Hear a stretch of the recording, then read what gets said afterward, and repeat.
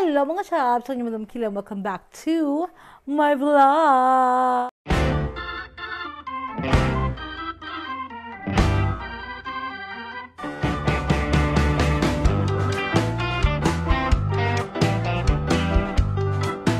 So today mga chaps, may kukwento lang ako sa inyo. Pasensya na nakamasaw kasi dito ako sa loob ng bahay. May ubo kasi ako ngayon mga chaps. Sobra yung ubo ko. At nandito kami sa bahay ng daddy ni Michael as of now. Diba kasi nga lumipat kami rito. Antayin nyo pala yung vlog ko dyan na pagkalipat namin. Pasensya na hindi ko siya, na-outdated na kasi nga sobrang busy. Naghanap pa kami ng bago naming doctor dito. So maraming eksena nangyari kaya hindi ako masyado makapag-vlog ngayon at niubo ako mga chaps. Kasi nga nag-iba yung weather from Florida. Nalipat dito sa Illinois. So maginaw, malamig. Iba yung weather dito. So inubo ko lang bonggang-bongga. So yun. Magkukwento ko mga chaps. Recently, nung nag-live ako, bago kami umuwi dito sa Illinois ni Michael, 'di ba nadulas ako. So maraming nagtatanong, maraming nag-aalala kung ano nangyari nung araw na 'yon nung nadulas ako. Panoorin niyo mga chaps kung ano kasi naka-live ako noon mga chaps, naka-live ako. So, ito 'yung nangyari. Napagalitan ako ni Michael. Hindi ba ako tapos kumain? Tingnan natin si CR dito kung maganda. Yun.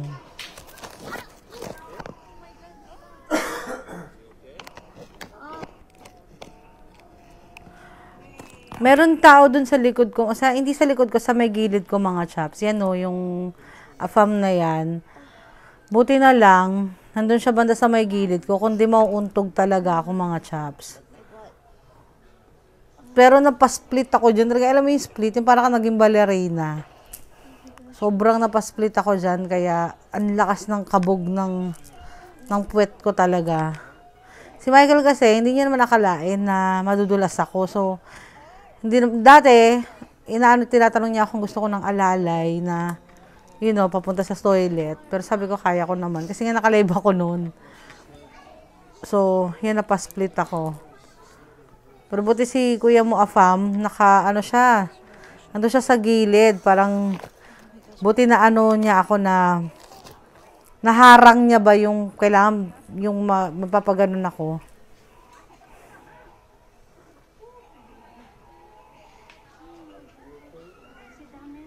Sobrang nag-alala rin yung manager dyan na yan, oh. Sobrang nag-alala. Siyempre kasi mga chaps, dito sa Amerika, once na talaga may nangyari sa'yo na dahil sa kanila, pwede mong masu yung kanilang kampanya, yung restaurant, at lalo na kung buntis ka, tapos may nangyari sa anak mo, ganon-ganon, tapos kasalanan nila, pwede mo silang i-demanda. Kasi nga madulas yung floor nila, and walang nakalagay na beware. Yung mga ganon, yung mga paalala, ganon. Kung basa or hindi basa, yung mga ganyan. So, that time, buti na lang talaga. At kasi yun nga, sabi ko, pagka dahil sa kanila, ang reason kung bakit ka na-aksidente, pwede lang mo silang masu at magbabayad sila sa'yo ng malaki. Depende sa nangyari sa'yo, babayaran nila yung ospital, and $1 million yung pwede mong makuha sa mga ganun. Kahit empleyado ka or hindi ka empleyado, basta sa mismong loob ng facility nila, ganun. Pwede mo silang i-demanda. So, dito mga chaps, pumunta na kami ng ER. But before kami pumunta ng ER that time, kwento ko lang din, natumawag na kami ng police. Kaya lang yung police report, kasi kailangan mo i-report daw pag may mga aksidenteng ganetsua. So, nag-report na kami sa police, ganyan-ganyan, para mas nalaman na yung aksidente, just in case na may mangyari sa loob ng tiyan ko or something, ma-aware yung restaurant.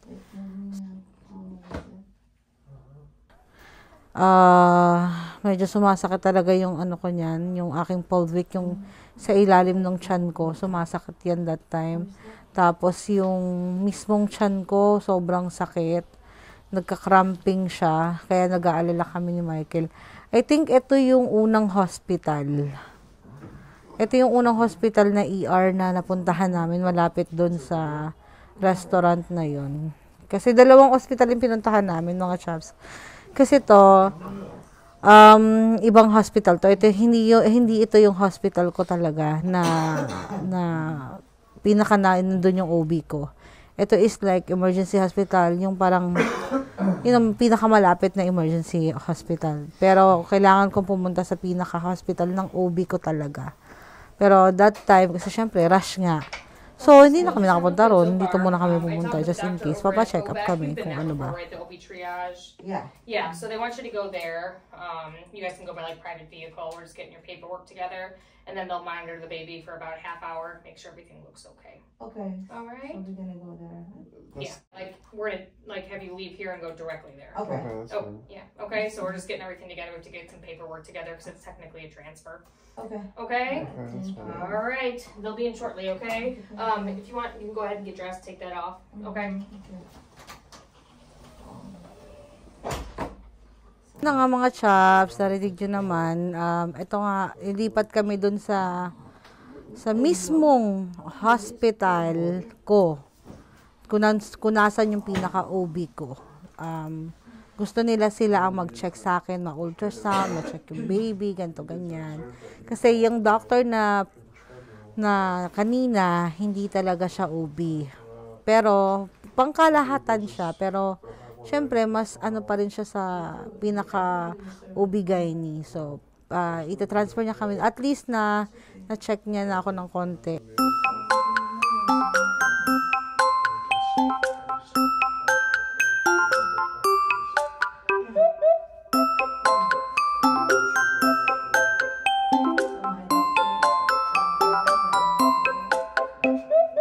Ito na mga chaps, nandito na kami sa mismong OBGYN na hospital ko. Kaya lang, hindi naka-duty ngayon yung aking OBGYN. So, ibang OB ang titingin sa akin. But at least nandito na tayo. So, mga chaps, nag-transfer kami dito sa mismong hospital ko. Yung kanina ER yun.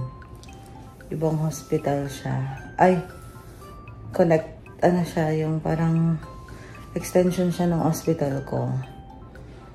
Tapos, tinransfer kami dito sa main para mas ma-check yung bata. Na-ultrasound na ako doon, tapos i-ultrasound ulit dito. Just to make sure everything is fine. So, maghintay lang kami ng OB. Ito talaga yung hospital ko. Ayun, nandito yung OB ko. Ewan ko lang kung nandito siya today. So, we'll see what's gonna happen. Nagka-cramp lang yung tiyan ko. Pero gumagalaw naman si Lakas. Nag-ano lang, cramp lang. Ganun.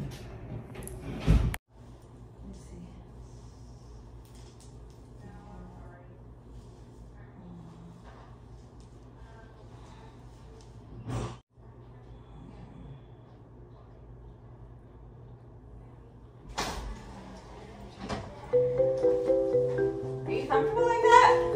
Okay. You are. That's all I meant. So you fell down. Yeah. On your butt. Yeah. Okay. What time? What was that? It was like noon. Like noon? Yeah, like Alright, because they thought it was closer to 2 o'clock. It was about noon. Yeah. oh, it was. Let me It's see. important. Let me see. I have a timestamp. It was like. Alright, go ahead and leave it. It was like 12:45. Cause like we got to the hospital around like 1:30.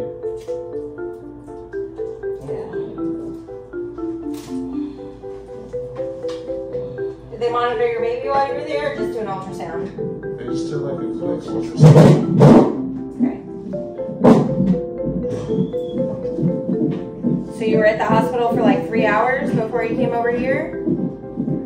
Yeah, we were. Because it's 4:30 now. Yeah, we were there for a while, and then we had to drive all the way to Pensacola, Navarre.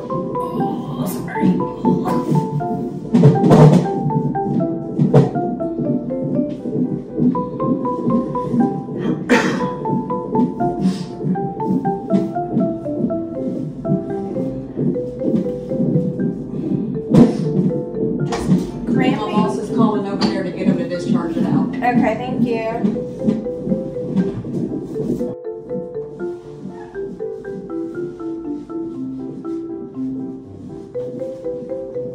With this pregnancy so far? No? You've been here before, right? Yeah. Okay. So most of your information should be in there. Are you taking any medications every day? No, just the prenatal. Okay. That's it. And no high blood pressure, high blood sugars, baby's measuring okay, everything? But I take the other day I take because I have cough. Okay. So I take some just a little bit. Have you been tested for COVID? Yeah, it's negative. Okay. Yeah, she had the flu last week. Last week. Last weekend. Yeah. Not That's not this past weekend, but the weekend before that. Okay. Everybody's had the flu. Any thing changed from last time you were here? Okay. All right. Just this morning when we went to the IHOP and then I slid. Okay. Okay. All right. I'm trying to get you admitted because they haven't discharged you from over there. Yeah. So I'm trying to get them to discharge you so I can get you admitted and then we'll be in to see you, okay? Mostly just gonna watch you. I mean, there's nothing really we can do. We can maybe do some Tylenol or something like that. Have you taken anything for pain? She can't take I Tylenol. can take Tylenol because I have allergic to acetaminophen. Okay. Any other allergies? That's the only Yeah. medical. Okay. All right. Okay. I'll let them know that you're here and we'll try to get your whole thing fixed. Sure. But monitoring is the biggest part after fall, so we'll keep on monitor and keep a lookout on things, Okay, okay? thank you so much. Dr. Thompson, the hospital since on today. How are you? Good. Good. So they called and told me you had a fall earlier today. So she said you like slipped and fell and did like Yeah. a split. Is that okay? All right. You didn't hit your belly at all? No, No. just the hip, but She said most of her pain's in her hips. yeah, No bleeding. probably. Okay. All right. Well, I'm gonna go ahead and do a swab real quick, just in case, and just check to make sure your cervix is open. Okay. What pregnancy is it? Feet together. Yep, feet in the middle. Yep, knees all the way up the side like a butterfly. All the way out, all the way out. Okay. Alright, scratch your Q-tip for a second. I'm just gonna check to make sure your cervix is nice and closed, okay? That's alright.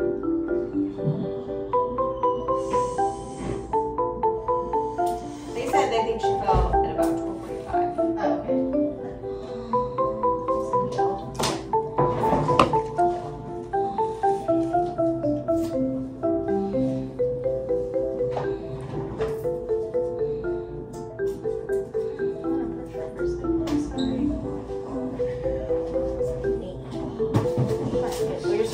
Nice and long and closed, so that's a good thing. Okay, we're not picking up any contractions on the monitor, and your baby looks awesome. So I think let's just watch for a few more minutes. You know, if you can take Tylenol at home, I can give you a muscle relaxer before you go if you want, but he's got to drive. I can't take Tylenol. Okay. She can't take acetaminophen because she's allergic. Anything that has acetaminophen. Okay, I gotcha. Okay, all right. That sucks. I can give you a muscle relaxer before you go, but he's gonna have to drive. Okay, but I don't think I think your pregnancy is safe from the fall. Okay? Alright? So I would just say ice and heat. Alright? Can she take muscle relaxer? I mean, I'll give her a one-time dose here, but if it's something she's gonna need more than that, she's gonna have to call and talk to the office and see. It's not something we routinely like people taking while they're pregnant for sure, so that's something to talk with her doctor about, but hopefully not. Alright. But yeah, one-time dose isn't gonna hurt anything. It doesn't have any acetaminophen in it or anything? It does not. Okay? Alright, you're welcome. It's not a tissue. That one is a tissue.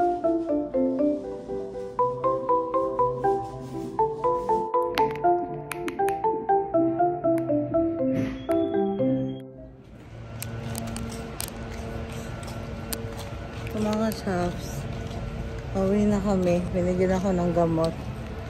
Yung pamanhid. Tapos, inobserbahan na yung baby ko. Tapos,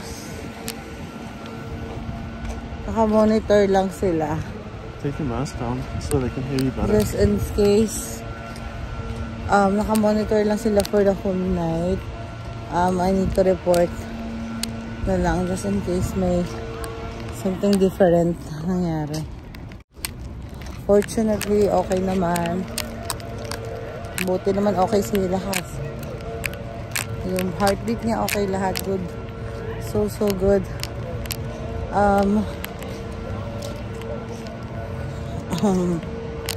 Yun.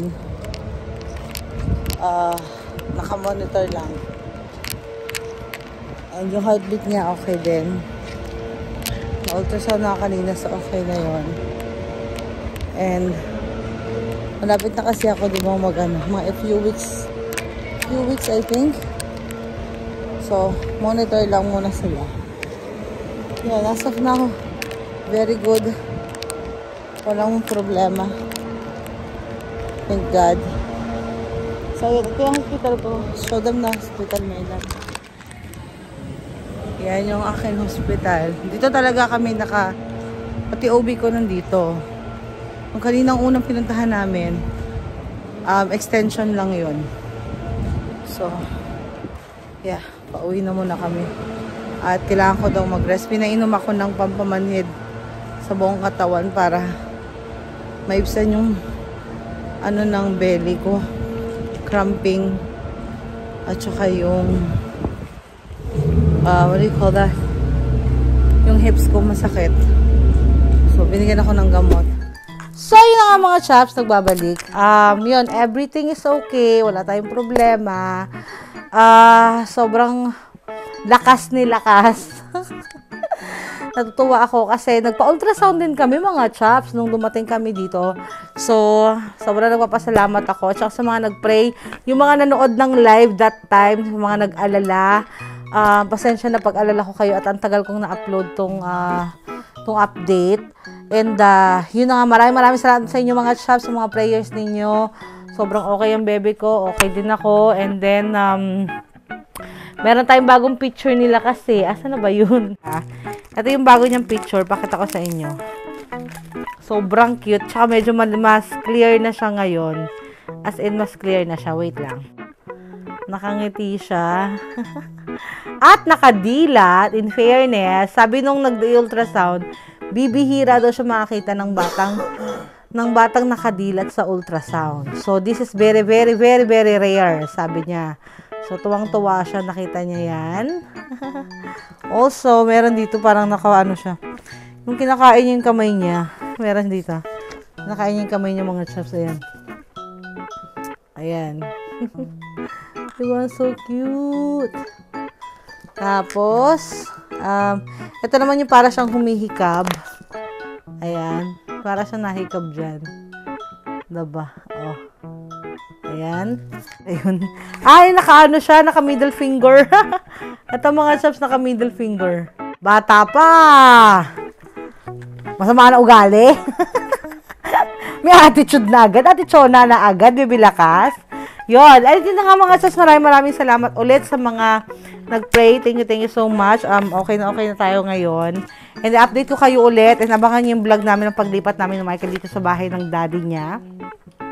Mga chaps. So, maraming salamat sa inyo. And see you sa ating next vlog. Bye!